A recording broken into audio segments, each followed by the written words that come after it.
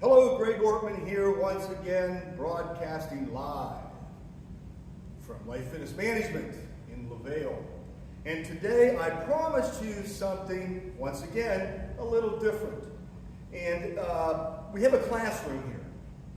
We have a simulator, we have the lab, and we have a classroom. This is where we meet to our class. So I thought we'd do a little class today. And the class is what I promised you. It's a class about muscle memory. Now there's three things that really bug me. The one is swing plane, the second is muscle memory, and the third one is you got to keep your eye on the ball. I can prove all those are absolutely incorrect. But let's work with swing plane. If anybody knows geometry, this is a plane. If you don't know geometry, it's a square. That's a tilted square. But this is a swing and this is a plane. So when I think of swing plane, I'm thinking of swing plane. The communication of swing plane is what I like to call a tilted circle.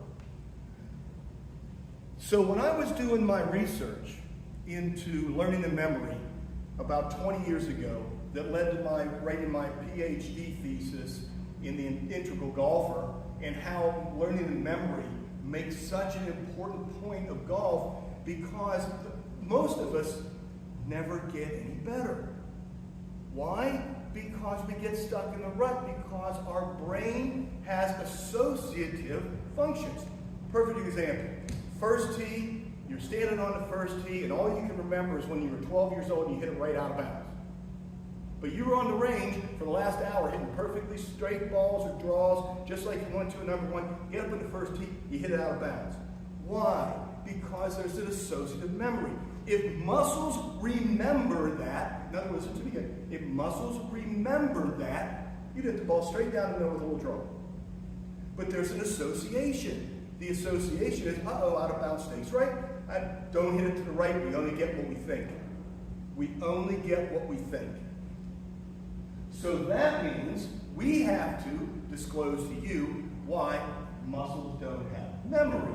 So let's step over now to the simulator where we're set up in the simulator and get a little more golf. The simulator, I just kind of stepped over right from the classroom here.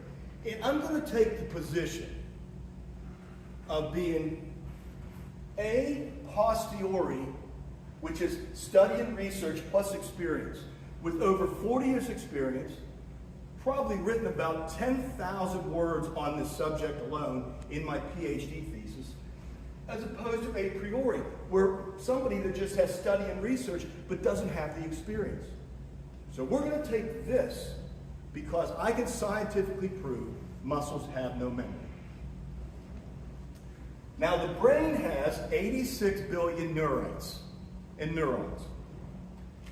And neurites and neurons are simply this, not to get too technical. This is a neuron, and this is a neuron. Neurites are little things that go around. Just try to picture this like a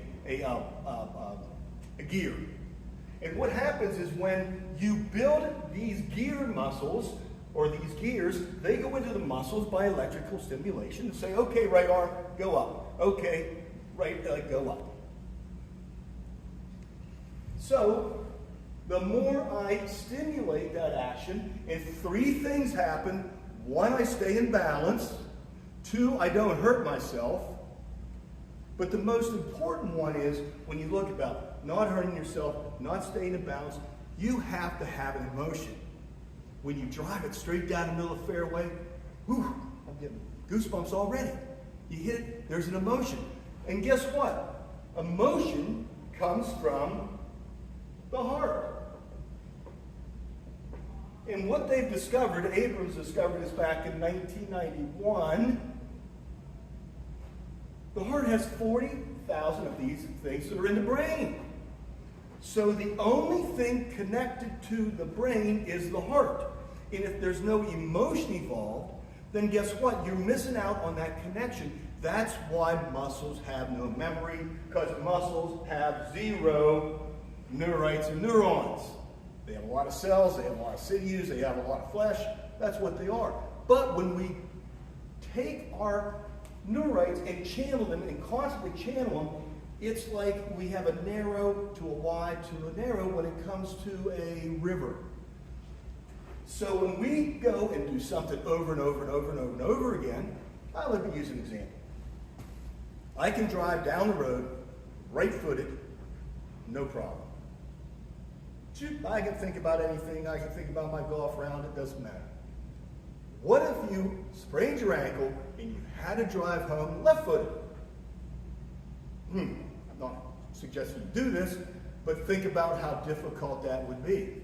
You have programmed your muscles with the right leg to do a certain function while you can think of anything else. But when the left foot comes in, now you have to think about it. And you know, I've discovered in our research, this is why people don't come take a golf lesson. It's because they're afraid of one thing. They're afraid of change. They're afraid of change. Because these neurons and neurites are always set in their ways. Old dog, new tricks, stuff like that. They're set in their ways. However, if there's a way, and someone knows a way to speed up this process, which somebody with a posteriori, like me, study, research, and experience, can sort of superficially get around that and learning can be faster, then maybe people have more of an opportunity to get out of their old ways and start shooting better scores. No, this is not psychology, it's not hypnosis, it's not anything like that, it's not mesmerism. What it is, it's scientifically proven how we can make change.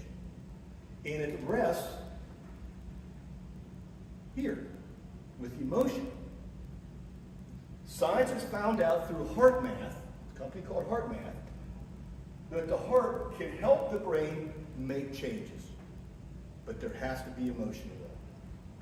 So what I'd like to suggest is email me or give me a call at 814-442-7372, and let's set up an appointment where you can come. We can talk about changes, how fast changes can be made. I can't guarantee it'll be in a half an hour. That would be like you having your profession and saying, hey, I would like to be an accountant. And I walk in, can you teach me to be an accountant in an hour? Well, of course not. I mean, that's like saying, hey, can you change my golf swing in an hour? I can't. I'm not saying I can't. But that's why I have a series of lessons that can make this happen, and we have significant change. Oh, once again, before I go, I have something I've got to say. It's baseball season. I love baseball.